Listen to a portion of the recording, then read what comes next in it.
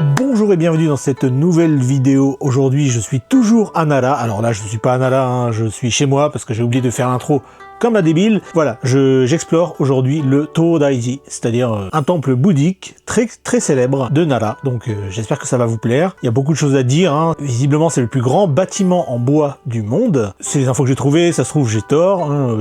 J'ai pas l'instant infuse. Si jamais c'est pas le cas, dites-le moi dans les commentaires. Mais voilà, en tout cas, les infos que j'ai trouvées, c'est le plus grand bâtiment en bois du monde. En tout cas, peut-être le plus grand bâtiment bouddhique, je ne sais pas. En tout cas, voilà, on va aller explorer ça et j'espère que ça va vous plaire. J'en profite aussi, j'ai remarqué qu'il y a beaucoup de gens parmi vous qui regardent mes vidéos, qui les commentent sans être abonnés.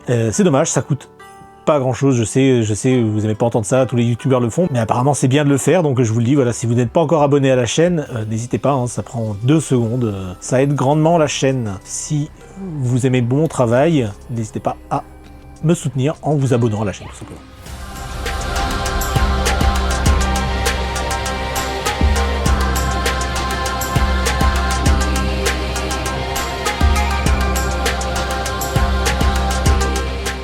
Aujourd'hui, je suis à Nara. Mais pourquoi je suis à Nara? Et ben en fait, pour vous raconter la petite histoire, j'ai été invité. J'ai reçu un petit mail en japonais il y a quelques temps qui me demandait de venir faire un reportage sur la fabrication d'encre de Chine, de sumi en japonais. Hein. Et si j'ai ce genre d'opportunité aujourd'hui, c'est parce que je parle et je lis le japonais. Peut-être que vous aussi, vous aimeriez apprendre le japonais de manière fluide et naturelle. Et là, vous allez me dire, oui d'accord, t'es bien gentil Jérémy, mais moi je suis au fin fond de la France, dans un coin paumé.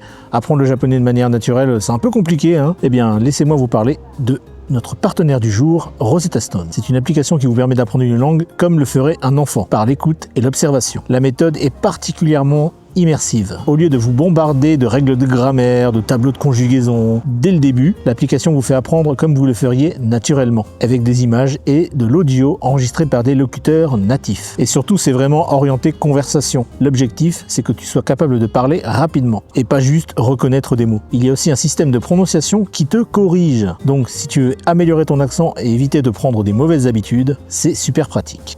Onna no hito wa oyoide imasu. Onna no hito wa oyoide imasu. Et le gros avantage, c'est que ça s'adapte à ton rythme. Les leçons peuvent être très courtes, même juste par exemple 10 minutes, donc tu peux en faire dans le métro, entre 2 rendez-vous ou le soir tranquillement chez toi. Bref, si vous voulez vous mettre ou vous remettre à l'apprentissage d'une langue de manière sérieuse, le japonais ou bien d'autres, hein, il y a bien d'autres langues qui sont disponibles. Bref, je vous conseille vraiment de jeter un coup d'œil. En cliquant sur mon lien en description, profitez de 60% de réduction sur l'abonnement à vie qui donne accès aux 25 langues disponibles dans l'application. Bref, merci encore à Rosetta Stone pour leur confiance, et moi je repars me balader à Nara. C'est tellement bizarre. Les daims, les pigeons, les gens.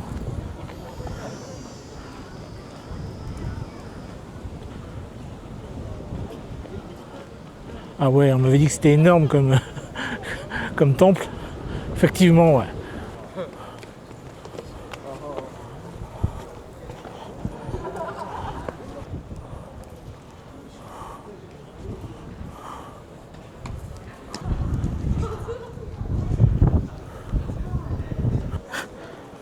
La taille de la marche là.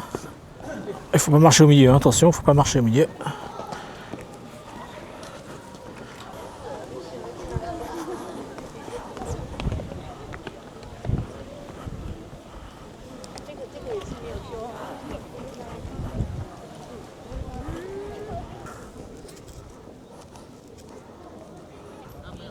Regardez-moi cette porte.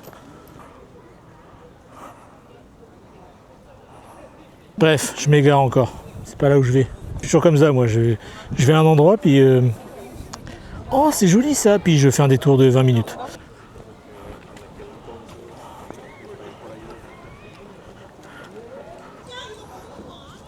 Tu me fais un signe de la main, de la tête, c'est bien, mais... Je dis à chaque fois que je vais dans un temple ou un sanctuaire connu, bah il y a des travaux.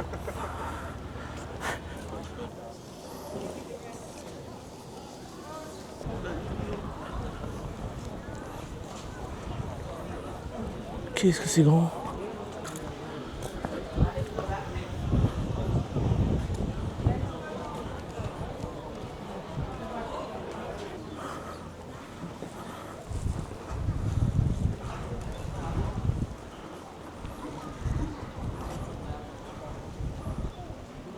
Je sais même pas si c'est dans la bonne direction que je vais. Bon, j'achète le ticket, on se retrouve après.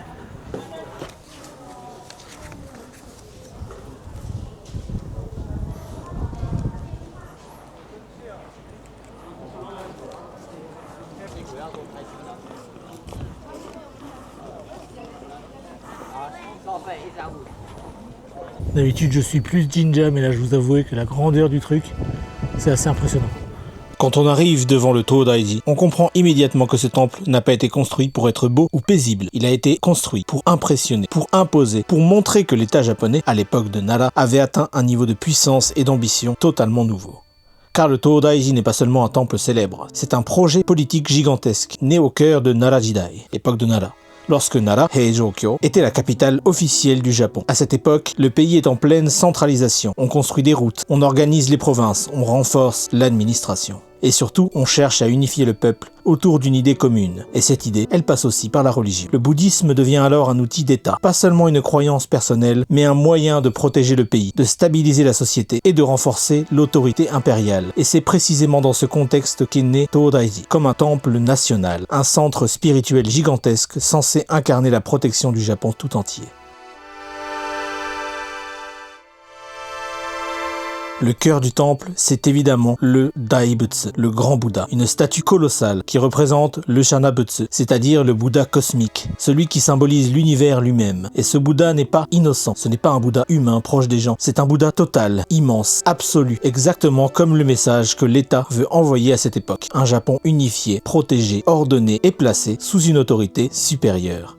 Ce qui frappe, c'est l'échelle, le bâtiment principal, Daibutsuden. C'est l'un des plus grands bâtiments en bois du monde, même si ce que l'on voit aujourd'hui est déjà une reconstruction plus petite que l'original. L'effet reste le même, on se sent minuscule, comme si l'architecture elle-même était là pour rappeler aux visiteurs que ce lieu dépasse l'individu. Mais derrière cette grandeur, il y a aussi une histoire plus sombre. La construction du temple et du Bouddha a demandé des ressources colossales, du bois, du métal, de la main-d'œuvre, au point que cela a épuisé le pays. À Nara, on n'est pas dans un Japon romantique ou idéal, on est dans un Japon qui se construit au prix de sacrifices énormes. Et le Tōdaiji en est l'un des symboles les plus puissants, un monument de foi, mais aussi un monument de pouvoir et de tension. Et pourtant, malgré ce poids historique, le Tōdaiji n'est pas qu'un vestige. C'est un lieu vivant, un lieu où l'on ressent encore cette idée centrale du Japon ancien, la recherche d'un équilibre entre le chaos du monde et l'ordre imposé par le sacré. Ici, le bouddhisme n'est pas seulement une philosophie, c'est une réponse à la peur, aux catastrophes, aux épidémies, aux guerres. Un moyen d'espérer que le pays puisse tenir debout. Le Tōdaiji, c'est le témoignage d'un moment où le Japon, pour la première fois, a voulu se penser comme une grande civilisation, une civilisation capable de rivaliser avec la Chine, capable de bâtir un centre spirituel monumental et capable d'affirmer « nous sommes un empire, nous aussi ».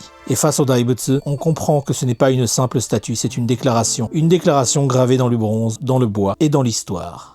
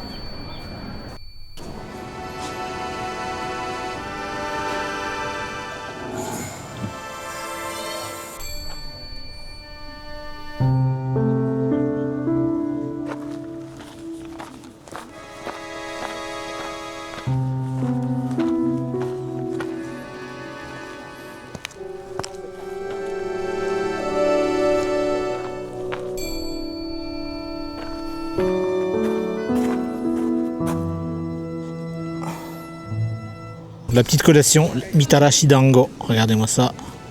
Regardez-moi ça comme c'est beau. Itadakimasu.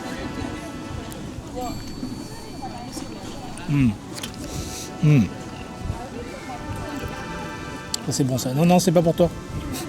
J'en vois un là qui dit. À mon avis en plus c'est pas bon pour leur santé ça.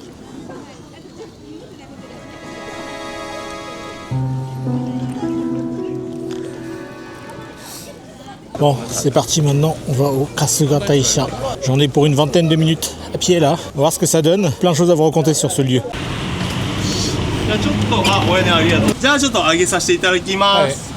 よいしょー、意外と安定します。はい、そうですね。で最初ここ段差ありますので気をつけてくださいね。はい。いきます。はい、3、3、2、1、はい、よいしょー。大丈夫でした？あ、大丈夫です。もともと出身地はどこなんですか？どこだと思いますか？どこだ、はい。帽子見ればわかるかもしれない。帽子見たらコロンビア？違います。全然違います。ボンジュールって言ったらわかります？ボンジュールって言ったらわかります？ボンジュール。わからないです。どこですか？フランス。フランス。はい。ありがとうございます。ヨーロッパからようこそです。ヨーロッパ系はね、行ったことなくて行きたいんですよ。今は高いんですよ、円安で。高いんですよね、ほんまに。Je fais la danse de trop beaucoup, mais ok. いきます。はい、チーズ。わー、ナイス写真です。ありがとうございます。じゃあすみません、自己紹介させていただきます。私、ニックネームナスビって言います。ナスビ。はい、ナスビさん。はい、よろしくお願いします。よろしくお願いします。行ってきます。春日大社の神様、なんと千葉県の神様も入ってるんですね。ちなみに千葉県その香取神宮の普通主の御事は戦いの神様です。剣の神様。で剣で人切るときにふつって音がすることから普通主っていうらしいですよ。竹三勝氏の御事、普通主の御事千葉県、雨の小屋根の御事、姫神様。この4つが合体したのが春日大明神御祭神なんですね。春日大社の神様。だから春日大社はね、本当にパワーが強い。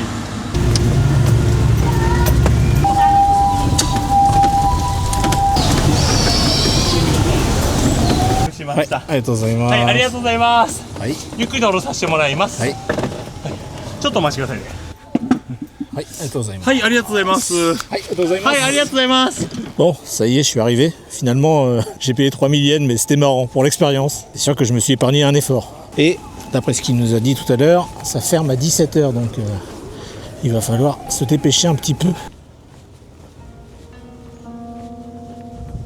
Nous voici dans le Kasuga Taisha. Ce n'est pas un simple décor de carte postale. C'est un lieu qui raconte quelque chose de beaucoup plus profond. Un peu comme le Todaiji, c'est la naissance du Japon comme État organisé. Sanctuaire fondé en 768, à une époque où Nara, alors appelée Heijōkyō, était la capitale du pays.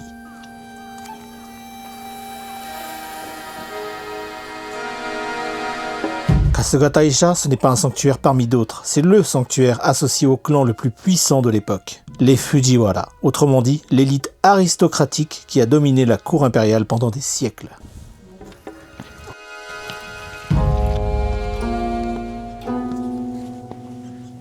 Ce n'est pas juste un lieu spirituel, c'est aussi un symbole d'influence, de prestige et de contrôle. À l'intérieur, on vénère plusieurs divinités majeures, dont Takemikazuchi no Mikoto, Futsunushi no Mikoto, comme nous disait notre ami précédemment, Kami guerrier, lié à l'épée, mais aussi Ame no Koyane no Mikoto, une divinité directement associée au Fujiwara.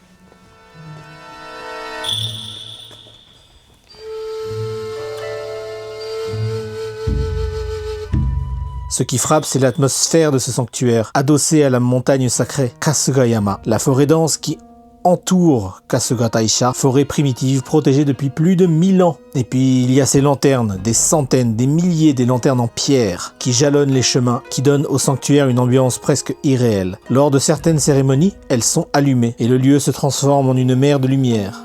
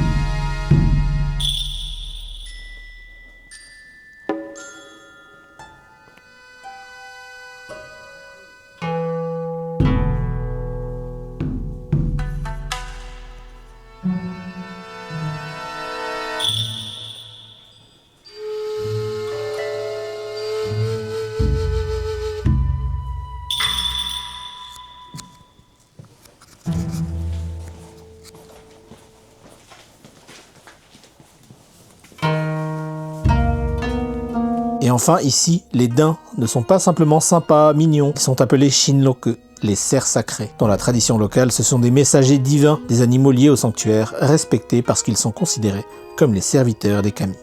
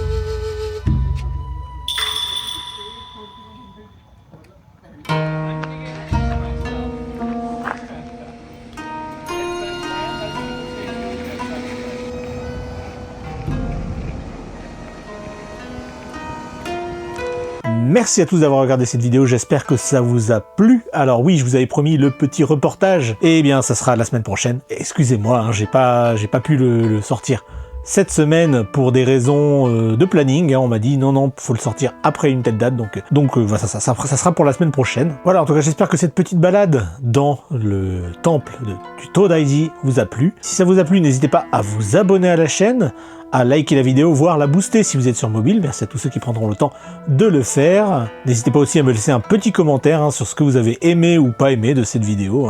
Et puis moi je vous retrouve la semaine prochaine. À bientôt, ou comme on dit en japonais, matane.